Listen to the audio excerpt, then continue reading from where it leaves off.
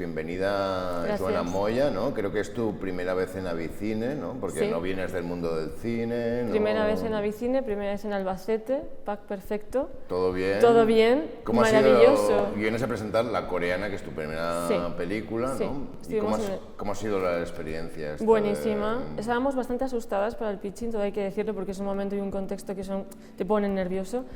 Pero bueno, ha sido una experiencia muy enriquecedora, seguida después de los one-to-one y como entender incluso mejor cómo transmitir la película, ¿no? Porque los one-to-one es cuando te encuentras con la industria. Exacto, sí. ¿no? Que después del pitch te preguntan, ayer estuvimos con 9 personas, de hecho, como, o sea, fueron muchas horas y muy intensas. Diferentes distribuidoras, sí, pero productoras. Está muy bien escucharte a ti misma, como, bueno, a cada uno le explicas según la pregunta y esto pues te hace construir el relato.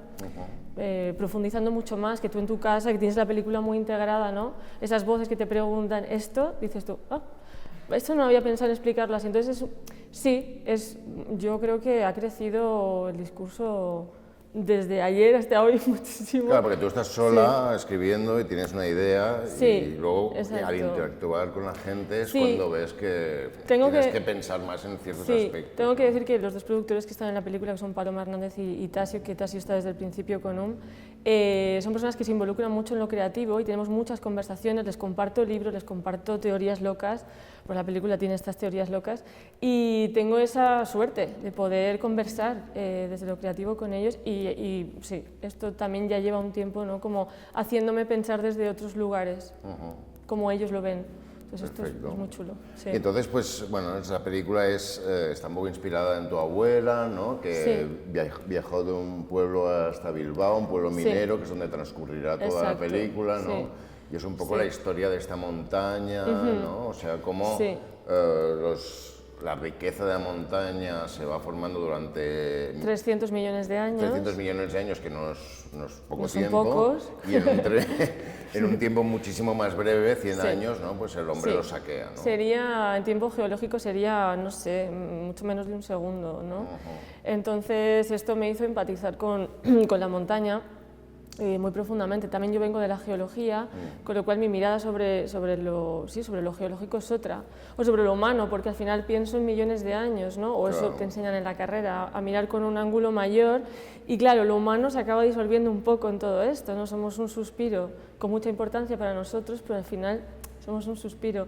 Entonces, bueno, pues la montaña lleva guardando, como yo digo, esta riqueza mineral 300 millones de años y nosotros llegamos y con muchas ganas nos lo llevamos en, creo que menos de 100. Entonces, es un poco la película cómo se extrae tanto el recurso mineral como, bueno, un pueblo, la memoria de los que vienen, de los que están. O sea, habrá una parte humana, ¿no? Sí, habrá una parte humana. Con una historia, ¿no? Exacto. ¿Será la historia humana? ¿Cuál será? Porque la comparten, ¿no? En esos 100 años, la historia de la montaña es la historia también, o viene impactada por esas extracciones que los mineros no quieren hacer. Hay otra mano, ¿no? Que empuja esto, pero son al final ellos los que están cavando, los que se están enfrentando a ella, ¿no? Entonces hay este diálogo casi físico, muy sonoro también, entre la montaña y la parte humana, que está, por un lado, con estos mineros que tienen muchas ganas de luchar por sus derechos, porque fueron épocas... ¿En qué época pasa humana? Hay varios periodos, sobre todo el acto primero, como yo le llamo acto 1 y acto 2, sería 1890, finales del 19, que es cuando empieza la explotación masiva, y porque esta montaña se venía extrayendo desde hace mucho, pero es ahí donde es un proceso vertiginoso. Bueno, más industrial, ¿no? Sí, empieza la industrialización después de todas las guerras carlistas, o sea, como que España o el norte hace puff, ¿no? Un poco. Sí. Y luego 1960... es la época que llega tu en la abuela, que llega mi ¿no? abuela, que es un poco el motor de la peli, como su llegada desde Andalucía, como ella me la cuenta, atravesando España con este cambio de luz, de relieves, y ella misma cuando que se encuentra llega... en un paisaje que es como lunar, Bueno, ¿no? como si estuviera en guerra, porque es explosiones, niebla, frío, ella venía de Málaga, ¿no? Polvo, Polvo, humo, mi abuela enferma, yo creo que un poco de tristeza y un poco de tuberculosis, no, un poco no, mucho de tuberculosis, que luego la retiene en un sanatorio durante 2 años. Wow. Entonces es verdad que el personaje de la coreana, Manuela, está inspirado, sin embargo luego, bueno... la coreana es el nombre de la protagonista. La coreana sería el personaje que inspira a mi abuela y que luego yo lo llevo a otros lugares, ¿no? Ella sigue los pasos de Tasio, que es un minero que ha llegado allí a trabajar y bueno, es como ella misma y todos los que viven allí enferman o pierden un poco su identidad, su forma, igual que la montaña, ¿no? Hay como una pérdida de forma, si se quiere, ¿no? De los minerales, de la montaña y de las personas. Me parece muy pesimista, sin embargo la película sí que busca luego, ¿no? Como esta luz de entender nuestras memorias, ¿no? Y revisitarlas desde la hora. Entonces la película acaba en 2025 y desde un punto mucho más científico, como observando esta montaña desde otro lugar. No quiero como contar mucho más porque si no es como reventar la peli, pero... No, pero bueno, ya es... Pero hay una metáfora donde la montaña misma, a través de su estructura, te cuenta qué nos ha pasado a nosotros, cómo ese Bilbao explotó también.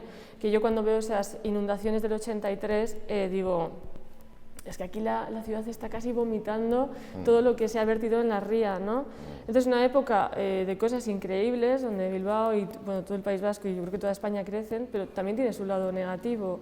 Pasamos de 1890 con un inicio de movimiento obrero, y llegamos a los 60 y hay mucho símil. Y si lo miras en tiempos geológicos, son tiempos muy parejos. Sí, están muy ahí, son un suspiro también, ¿no? Entonces, bueno, es como recordar lo que nos ha pasado antes, pero bien, para no volver a repetir y pensar quiénes son los mineros ahora, ¿no? Que somos, bueno, son mucha gente, nos incluimos todos, ¿no? Sí. Hay minería de muchos tipos y extracción de muchos tipos. Entonces, bueno, la película tiene muchas capas, como yo digo, igual que la montaña, y bueno, pues es una historia que me entusiasma por muchos... Claro, yo todo me lo llevo a las rocas, todo, soy una friki total. Qué bien. Sí, entonces la película tiene muchas capas y todo el proceso en sí de la peli es muy rico y por eso me entretengo tanto. Y además a nivel estético, toda esta pasión por las rocas y todo, pues, supongo que se verá reflejado en la estética de la película, ¿no? Total. En la poética de la película, ¿no? Sí, o sea, queremos contar mucho desde lo visual, desde lo sonoro, desde los cuerpos, tanto el cuerpo de la montaña como el cuerpo de los mineros o de la coreana, porque hay mucha potencia ahí, porque yo vengo también de la danza, entonces quiero que esto atraviese la película, ¿no?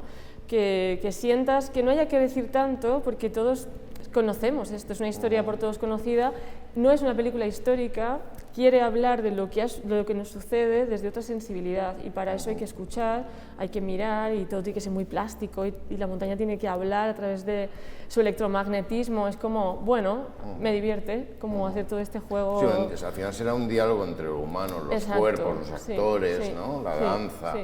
Y la roca, ¿no? La montaña, lo geológico y tal. O sea, no es tan fácil poner en comunicación una dimensión rocosa con una humana, entonces vamos a olvidarnos un poco de lo verbal, que sí que está en la peli, hay diálogos, una peli que tiene su narrativa, pero hay inserciones incluso de archivo para bueno, aumentar un poco esta realidad que ya no existe, y por otro lado pues esta parte, ¿no? Como más poética, que a todo es muy universal en el fondo, ¿no? Puedes entender el movimiento obrero con el movimiento de los cuerpos de los protagonistas. No, pues tenemos una película con muchas capas, efectivamente. Muchas capas, sí.